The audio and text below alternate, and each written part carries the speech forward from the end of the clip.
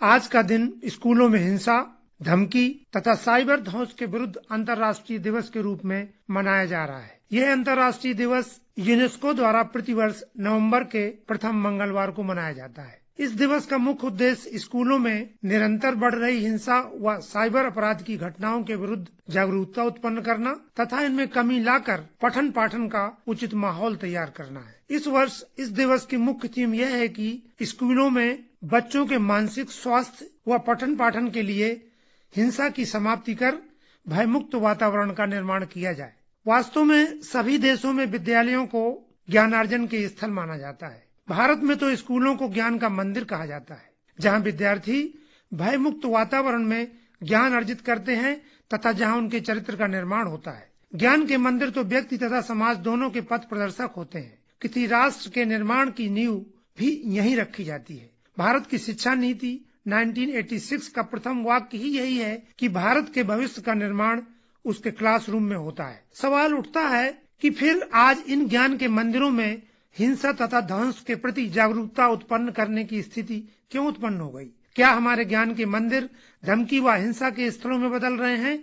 हमने कहां से शुरुआत की थी और हम आज कहां आ गए? विद्यालयों में हिंसा व उत्पीड़न के आंकड़े चौंकाने वाले हैं। यूनेस्को द्वारा घोषित आंकड़ों पर यह दृष्टिपात की जाए तो विश्व स्तर पर 36% विद्यार्थी ज्ञान के मंदिरों में किसी न किसी प्रकार की हिंसा अथवा धमकी के शिकार रहे हैं। दूसरे शब्दों में विश्व स्तर पर 3 में से 1 विद्यार्थी स्कूल में किसी न किसी प्रकार की हिंसा का शिकार है।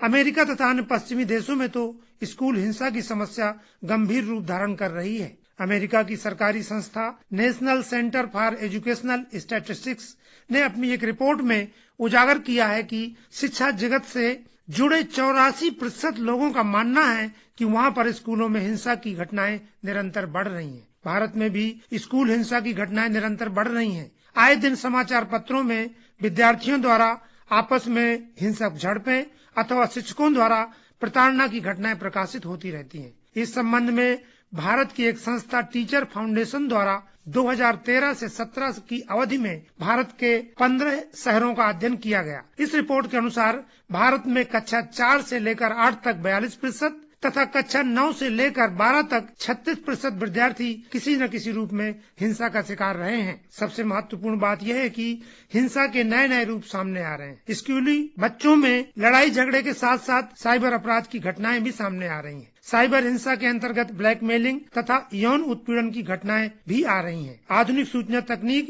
तथा उस पर आधारित मोबाइल फोन, व्हाट्सएप, फेसबुक आदि की पहुंच घर घर में हो गई है। विद्यार्थी इसका प्रयोग सहपाठियों को धमकाने, यौन प्रताड़ना आदि के लिए करते हुए पाए गए हैं। साइबर प्रताड़ना व ठगी को रोकना एक कठिन काम है, क्योंकि इसको कहीं से भी किया जा सकता है। स्कूलों में बढ़ती हिंसा की घटनाएं विद्यालयों के शैक्षिक वातावरण को नेगेटिव रूप से प्रभावित करती हैं। पहला यह कि इसमें स्कूलों व कॉलेजों में पठन पाठन का माहौल खराब होता है तथा पठन पाठन की गतिविधियां बाधित होती हैं।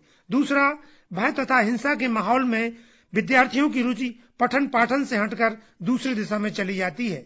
तीसरा, बहुत से विद्यार्थी इस प्रकार की घटनाओं का शिकार होकर मानसिक अवसाद का शिकार हो जाते हैं। इस प्रकार का अवसाद उनके स्वास्थ्य व अध्ययन दोनों के लिए घातक है। चौथा, विश्वविद्यालय का कार्य शिक्षा के साथ साथ विद्यार्थियों का चरित्र निर्माण करना है, लेकिन हिंसा की घटनाएं चरित्र निर्माण के मार्ग में सबसे बड़ी बाधाएं हैं। इस तरह की घटनाओं के कारण कई विद्यार्थी हिंसा व प्रताड़ना को जीवन का सामान्य व्यवहार समझने लगते हैं तथा बड़े होकर आपराधिक जीवन में प्रवेश कर जाते हैं। अब प्रश्न ये है कि ऐसी स्थिति में हम कैसे पहुंच गए? भारत के लिए तो ये विशेष चिंता की बात है, क्योंकि भारत में गुरु शिष्य परंपरा का लंबा इतिहास है। ज्ञान की इसी समृद्ध विरासत के कारण भारत को दुनिया में विश्व गुरु कहा जाता है। अगर हिंसा की प्रवृत्ति का विश्लेषण किया जाए तो इसके लिए मौलिक रूप से परिवार, स्कूल तथा समाज तीनों जिम्मेदार हैं। प्राचीन यूनानी विचारक अरस्तु ने कहा था कि परिवार नागरिकता की पहली पाठशाला है। परिवार बच्चे की परवरिश के साथ साथ उसके मूल्यों, आदतों तथा व्यवहार को प्रभावित करने में महत्वपूर्ण भूमिका निभाते हैं। लेकिन बढ़ते आधुनिकीकरण, नगरीकरण, नौकरी व व्यवसाय के कारण परंपरागत संयुक्त परिवार टूट रहे हैं तथा भारत में उनका स्थान एकाकी परिवार ले रहे हैं। ऐसे परिवारों में माता पिता के पास बच्चों की देखरेख के लिए पर्याप्त समय नहीं होता। विद्यार्थियों में हिंसा की घटनाओं के लिए विद्यालय भी अपनी जिम्मेदारी से नहीं बच सकते। शिक्षक ज्ञान का स्रोत होने के साथ साथ विद्यार्थियों के लिए रोल मॉडल की भूमिका निभाते हैं। लेकिन भारत की वर्तमान शिक्षा व्यवस्था में शिक्षक अपने कार्य को नौकरी के रूप में देखता है तथा विद्यालय व विद्यार्थियों के साथ उसके संबंध भावनात्मक होने के साथ स्थान पर कानूनी रूप धारण कर लेते हैं। अतः वे रोल मॉडल की भूमिका से विमुख हो जाते हैं। इसके अलावा सूचना तकनीकी के विकास के कारण भी ज्ञान का विस्फोट हो रहा है और शिक्षक अब ज्ञान का एकमात्र स्रोत नहीं रह गया है। परिवार व समाज के साथ साथ समाज में भी तेजी से बदलाव हो रहे हैं। समाज में हिंसा, लूटपाट, यौन उत्पीड़न, भौतिकतावाद, व्यक्तिवाद, प्रत्येक क्षेत्र में गला काट प्रतियोगिता आदि की घटनाएं बढ़ रही हैं। साथ ही आधुनिक संचार साधनों के कारण विद्यार्थियों की पहुंच इन साधनों, इन घटनाओं की ओर हो रही है। रही सही कसर हिंसात्मक फिल्में व टीवी के कार्यक्रम पूरी कर देते हैं। अब प्रश्न ये उठता है कि विद्यालयों में हिंसा की घटनाओं की रोकथाम कैसे की जाए।